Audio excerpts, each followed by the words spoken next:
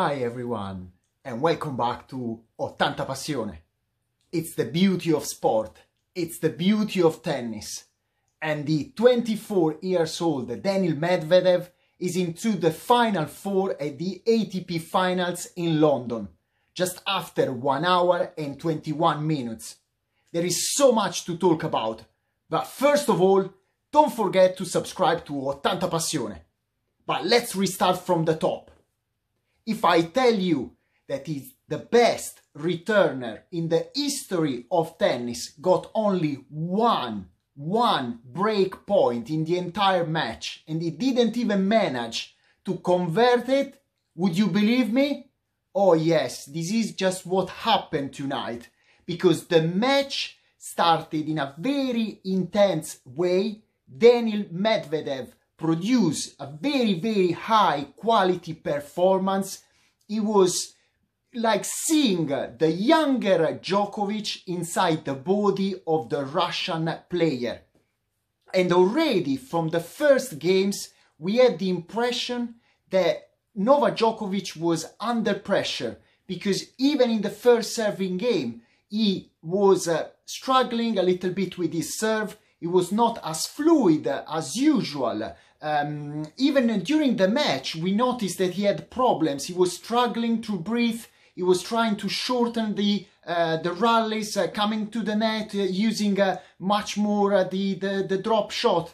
And in fact, Daniil Medvedev was keeping, very easily his serve, and he already had basically 2 break points in the third game, and 2 more in the 6th. But at that point, after a game, the 7th game that was so long, just last 11 minutes and 22 seconds, the Paris-Bercy champion managed to break the serve of Novak Djokovic. And he was just incredible, because from that point he won 7 games in a row. Oh yes, he won 7 games in a row. He secured the first set with a score of 6-3. In that game, Djokovic was 40-15 up. He did 3 double faults, and one of them just on Medvedev's set point.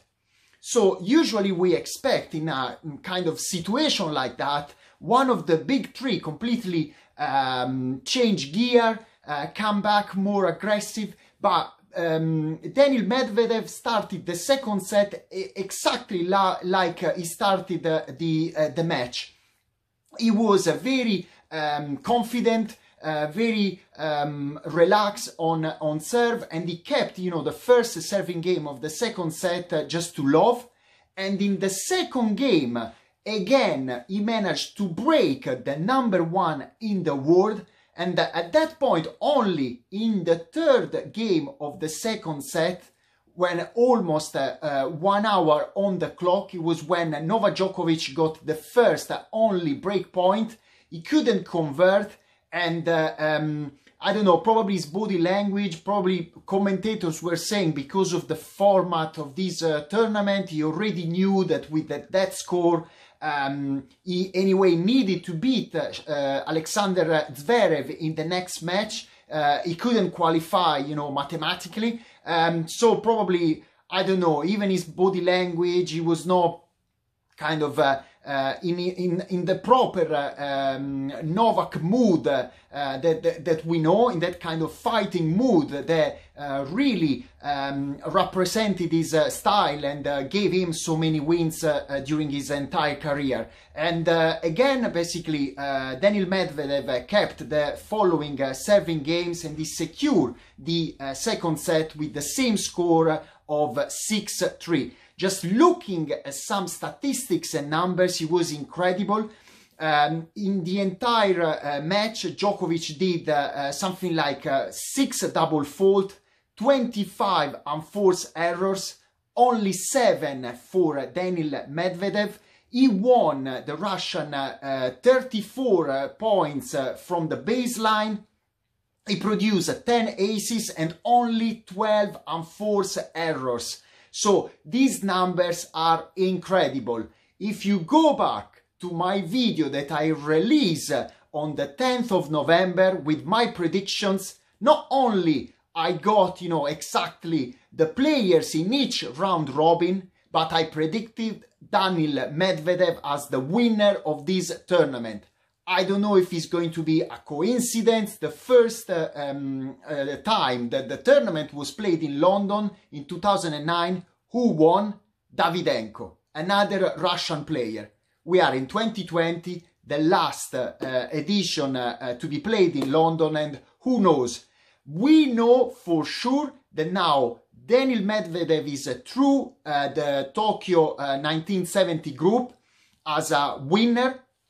He's going to expect in the semi-final the winner of the tomorrow evening match between Rafael Nadal and Stefano Tsitsipas.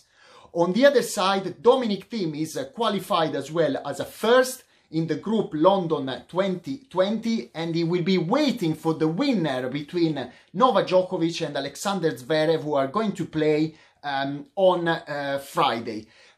When at the end of the match they were interviewing on court Daniil Medvedev, he said that he really likes playing against Nole. When he was 8 years old, he used to watch all the big three. He was a great fan of Nole. And for him, a dream came true when for the first time he played against him during the Davis Cup. Of course, he said, I prefer beating him, but at the same time, he just... he was quite honest and genuine during the interview, because he said that the fact that, the big three are so great is because, they don't have too many bad days. Probably I'm quite conscious of the fact that Novak Djokovic today was not on fire, was not on his 100%. But of course, he said, I'm proud of what I did, to give him only one break point in the entire match is something unbelievable for me. So at this point, anything can happen. The tournament is getting super, super interesting because, okay, it's going to be match 3 of round robin tomorrow and Friday, but technically they are like 2 quarterfinals. Only one between Rafael Nadal and Stefano Tsitsipas will progress, we go through, and the same between Novak Djokovic and Alexander Zverev. That's all for now. It was an incredible Wednesday.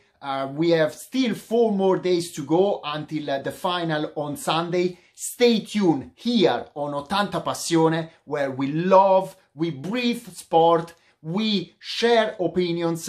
Leave your comments, share this video, subscribe to the channel, bring more people, because like I used to say, if at the O2 Arena the crowd is not allowed, here on 80 Passione, the more we are, the better it is. Ciao!